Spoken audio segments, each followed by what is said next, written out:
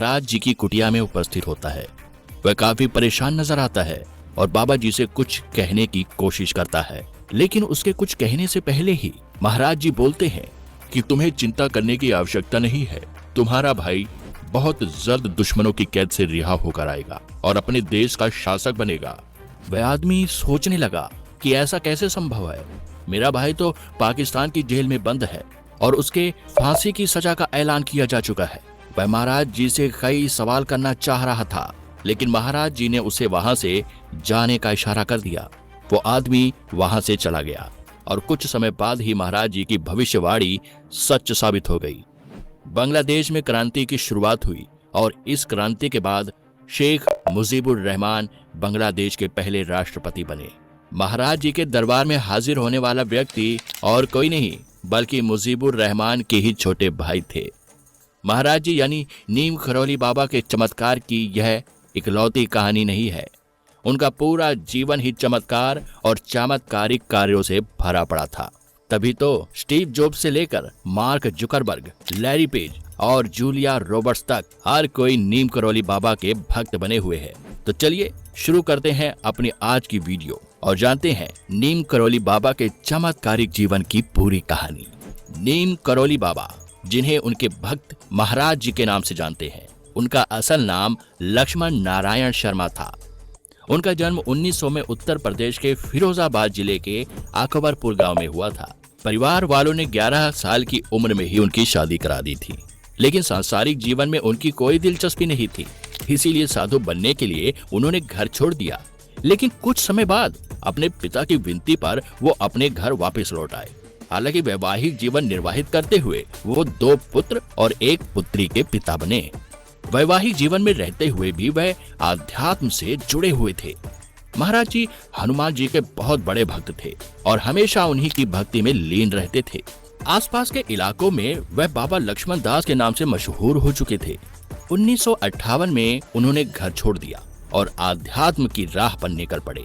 किसी एक स्थान पर स्थायी रूप से रहने के बजाय महाराज जी अलग अलग राज्यों में भ्रमण करने लगे। इसी दौरान इन्हें कई अलग अलग नामों से जाना गया, जैसे हांडी वाले बाबा और तिकोनिया वाले बाबा। और जब वो गुजरात के बवानिया मोरबी में तपस्या कर रहे थे, तब उस समय उन्हें तलैया बाबा के नाम से भी जाना जाता था। लक्ष्मण नारायण शर्मा नीम करौली बाबा कैसे बने, चलिए जानते हैं। आध्यात्म से जुड़े होने की वजह से वह पहले से ही कई अलग अलग नाम से जाने जाते थे, लेकिन नीम करौली बाबा नाम मिलने के पीछे एक चमत्कारिक घटना है। एक बार महाराज जी को ट्रेन से कहीं जाना था। वो ट्रेन में बिना टिकट के ही बैठ गए, जिसके चलते टिकट ना होने की वजह से ट्रेन के कंडक्टर ने उन्हें ट्रेन से नीचे उतार दिया। महाराज जी को ट्रेन से उतारने के बाद लोको पायलट ने ट्रेन को आगे बढ़ाने की कोशिश की, लेकिन काफी कोशिश के बावजूद भी ट्रेन चालू नहीं हुई, टस से मस नहीं हुई। उन ट्रेन में लोकल मैजिस्ट्रेट भी यात्रा कर रहे थे और संयोग से वो महाराज जी को जानते भी थे।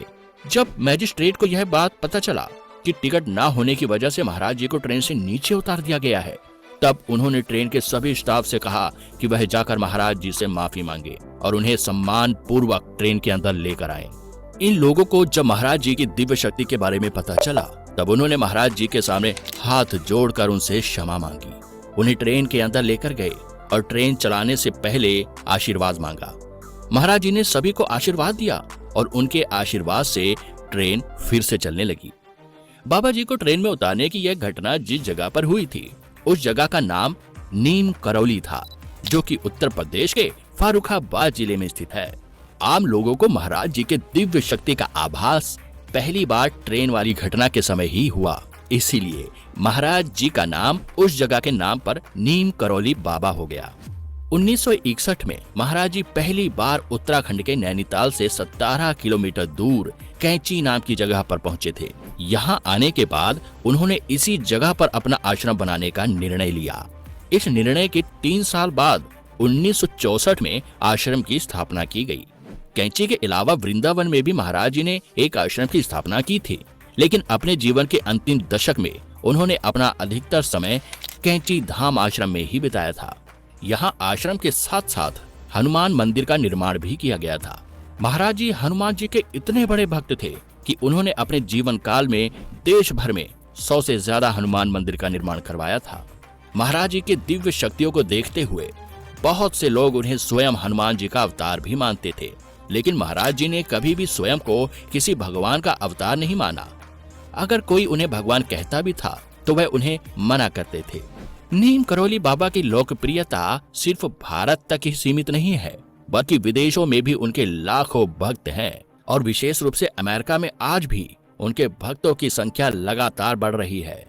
अमेरिका में महाराज जी की लोकप्रियता की शुरुआत रिचर्ड एल्पर्ट के भारत से लौटने के साथ ही हो गई थी।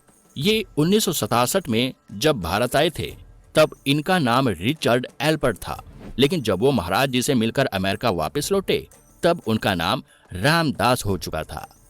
रिचर्ड एल्पर्ट हार्वर्ड यूनिवर्सिटी के साइकोलॉजिकल डिपार्टमेंट में प्रोफेसर थे और साइकेडेलिक ड्रग के थेरेप्यूटिक इफेक्ट पर स्टडी कर रहे थे। साइकेडेलिक ड्रग्स जिसका सीधा दिमाग पर असर होता है, वो इस ड्रग के नॉर्मल यूज के समर्थक थे। इसी वजह से उन्हें हार्वर्ड यूनिवर्सिटी से निकाल दिया गया था। हार्वर्ड यूनिवर्सिटी से निकल जाने के बाद उन्होंने अपने जीवन के नए सफर की शुरुआत की। वो इंडिया आए। कैंची धाम में उन्होंने महाराज जी से मुलाकात की। पहली मुलाकात में ही वो महाराज जी के दिव्य शक्तियों से इतने प्रभावित हुए कि उनके सामने नतमस्तक हो गए और महाराज जी के अनुयायी बन गए। कैंची धाम में कुछ समय बिताने के बाद उन्होंने अपना नाम बदलकर रामदास कर लिया। रिचर्ड एल्पर्ट रामदास बनकर अमेरिका लौट गए। अमेरिका लौटने के बाद रामदास ने अपना बाकी का जीवन आध्यात्म में बिताने का फैसला